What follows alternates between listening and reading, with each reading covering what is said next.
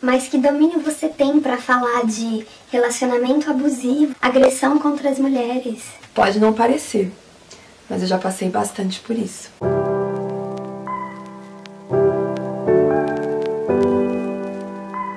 Oi, gente, tudo bem com vocês? Na intimidade de hoje, a gente vai falar de um assunto sério. Não que os outros não tenham sido, mas esse é um pouco mais sério e é fundamental que ele seja debatido na nossa sociedade. Relacionamentos abusivos, agressão contra as mulheres, são coisas que nós vemos diariamente nas notícias que rodam em torno do mundo. E o Brasil é um país que mata mulheres todos os dias, tá? Cerca de 13 mulheres morrem todos os dias, ou por seus parceiros, ou por alguém da sua família. Eu vou dividir com vocês algumas coisas, tá? Eu quero só incentivar que outras pessoas não passem por isso. Eu vivi um relacionamento, e foram quase 8 anos, e algumas vezes eu fui agredida. Eu podia dizer pra você que isso começou muito tempo depois do relacionamento, mas não foi. Eu era muito jovem quando comecei a me relacionar com um rapaz, e numa das nossas primeiras brigas, por um motivo banal, bem banal mesmo, ele grudou, nós estávamos no quarto, e ele grudou assim no meu cabelo e começou a me sacudir, assim, me arrastar em cima da cama, porque eu tinha dito pra ele uma coisa que ele não queria escutar. Nisso ele começou a me sufocar, apertar meu pescoço, sabe? Eu tinha só 17 anos e eu realmente não sabia o que fazer, né? Não sabia como agir perante aquilo. Eu fiquei muito assustada, eu era muito imatura e eu revidei. E revidar foi pior, porque ele ficava com mais raiva e ele era muito mais forte do que eu. Isso foi no começo do relacionamento. Esse era o momento de eu ter abandonado esse relacionamento. E eu não sei porque eu não fiz. Eu não tive coragem de contar pra minha mãe. Na realidade, na época, eu não tive coragem de contar pra ninguém.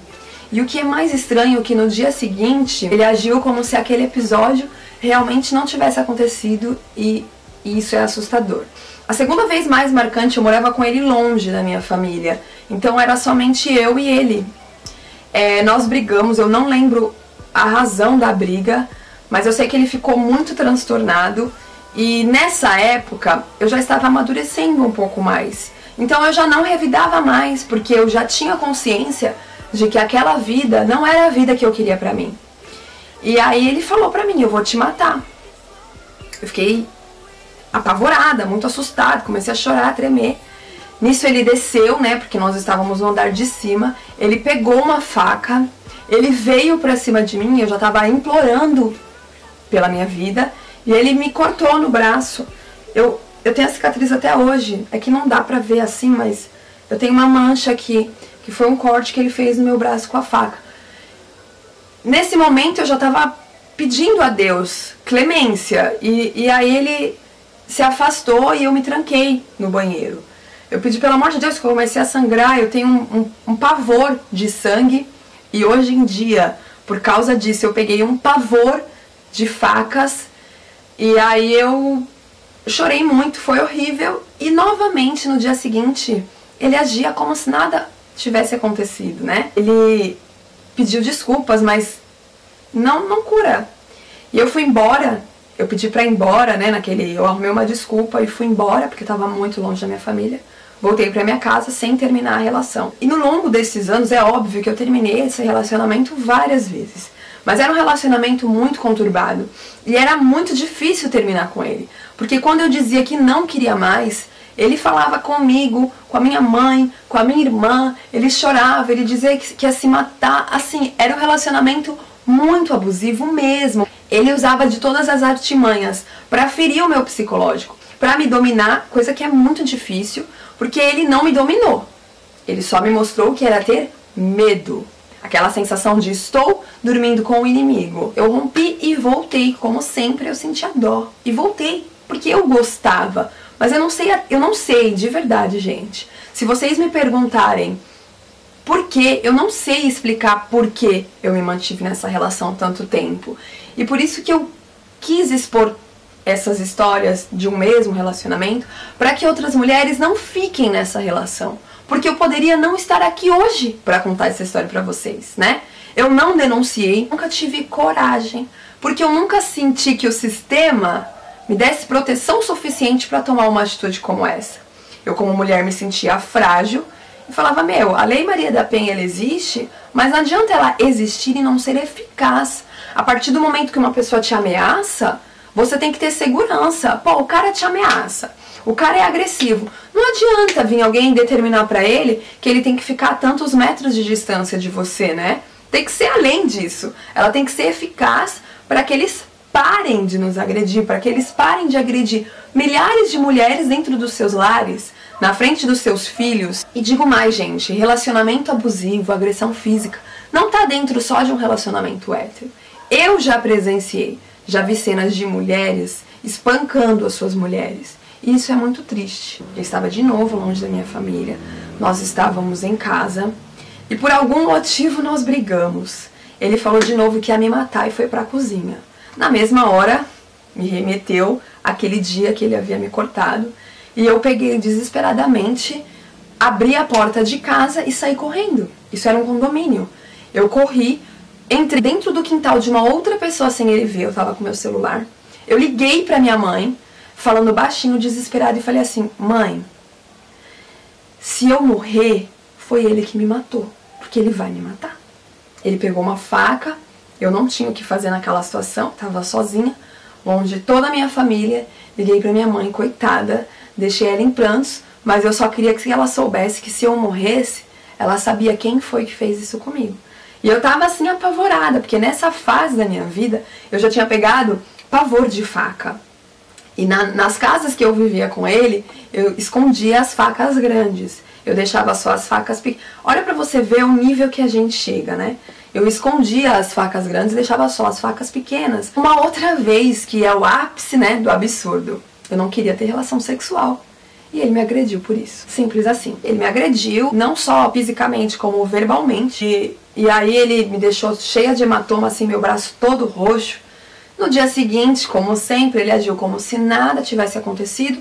Fez um churrasco com outras pessoas, porque ele sabia que eu estar com outras pessoas eu me sentia melhor, mais confortável. E aí eu tive que usar uma roupa para esconder os hematomas do meu braço, para que as pessoas não vissem que eu estava marcada. Se eu disser para vocês que todas as vezes eu contei para minha família, é mentira. Porque além de sentir muita vergonha, eu não sentia força para sair daquela relação. E isso era difícil, porque cada vez que a minha mãe ou a minha irmã sabiam disso, que eram as únicas pessoas que sabiam, elas pegavam mais raiva e mais raiva. As pessoas da sua família não têm autonomia para te obrigar a sair de uma relação. Foram anos de tormento, foram. Não vou falar pra vocês que é uma rotina, que eu apanhava todos os dias. Não era, mas foram várias vezes. E nenhuma vez eu fui na polícia. O que algumas vezes eu fiz foi tirar fotos, porque eu pensava, bom, Deus tá vendo, mas se alguma coisa acontecer, alguém vai achar as provas e vai saber quem foi. Uma vez eu nem com ele estava, tá? Nós havíamos terminado. E eu saí com uma moça que eu tinha feito amizade há pouco tempo. E quando eu saí da balada, ele tava lá na porta. Como ele me achou lá, eu não faço ideia. O carro dele tava lá na porta, me esperando. Eu fui do lado de fora e falei assim, o que você tá fazendo aqui? Ele já com o olho vermelho assim, de raiva, falou assim, entra no carro que eu quero falar com você. Tava com medo? Eu tava com medo, mas eu entrei. Eu entrei e comecei o quê? A apanhar, óbvio. O que eu fiz? Eu tava tão desesperada, gente, que o carro estava em movimento, eu pulei do carro. Eu quebrei sandália, me ralei, saí ralando, pulei do carro em movimento pra fugir dele e ele conseguiu descer. Me pegou e me colocou dentro do carro de novo. E é muito louco, porque você vive com medo. E quando eu vejo alguém, como já ouvi, falando assim, ah, não sai desse relacionamento porque não quer. Eu não posso julgar porque eu já estive naquela situação. E eu não saí daquela relação. E eu não era uma vagabunda, né, como muitos deduziam, interesseira, como muitas vezes eu ouvi. Não, eu realmente gostava dele, o amava e acreditava nas desculpas que ele me dava. Eu acreditava numa mudança. E eu fiquei do lado desse cara até ele romper com todas as hipóteses de qualquer sentimento que eu tinha por ele. E o ápice, né, dessa relação, o final dessa relação, pra mim, foi quando um dia eu não queria sair pra balada. E ele começou com aquela pressão psicológica, porque eu começava a ficar com medo. Ele chegou pra mim, apontou o dedo na minha cara e mandou eu tomar no cu e falou que eu era uma mulher de merda. Naquele momento eu não respondi. O dedo tava aqui, ó, encostado no meu nariz. Ele era bem folgado, ele encostou o dedo no meu nariz e falou: vai tomar no cu, você é uma mulher de merda. Eu engoli aquilo. Fui pra balada, porque eu sabia que se eu não fosse, eu não ia dormir, porque ele ia falar no meu ouvido a madrugada inteira. E se bobear, ele partiria mais ainda pra cima de mim, né? Fui, voltei, dormimos como se nada tivesse acontecido. E naquele dia, antes mesmo que ele acordasse, eu voltei pra casa da minha mãe, pálida, né? Tava pálida. E falei pra minha mãe: olha, pra lá eu não volto mais, acabou. E eu realmente nunca mais voltei. Isso que é o pior. Não tive coragem de terminar com ele dentro de casa. Eu esperei ele ir na minha mãe, porque eu sabia que lá eu tava segura. Não era o medo de falar o que eu pensava, era o medo da agressão, do que podia acontecer comigo. Eu cheguei num nível que eu tinha medo da briga. Então eu evitava a briga. Eu pedia desculpa mesmo sem estar errada. Para as pessoas de fora, ele era um cara legal, um cara bacana. Nós até vivíamos bem. É louco eu dizer isso. Mas eu tô dizendo pra vocês, pra ver se vocês entendem um pouco o que passam essas mulheres que vivem isso agora.